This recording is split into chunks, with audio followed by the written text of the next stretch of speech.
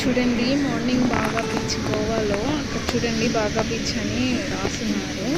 అందరూ ఎంజాయ్ చేస్తున్నారు కదా. మార్నింగ్ టైం చూడండి ఎంత ప్రశాంతంగా ఎలా ఉందో. చాలామంది టూరిస్టులు కూడా అక్కడికి వెళ్ళి ఎంజాయ్ చేస్తారు. గోవా బీచ్. సో మనం ఎర్లీ మార్నింగ్ వాకింగ్. పనులు ఉన్నా కొంచెం ఆపుకొని కొంచెం పిల్లల కోసం టైం స్పెండ్ చేయాలి. అలా ఇక్కడైతే మనం ఫుడ్ తీసుకోవచ్చు.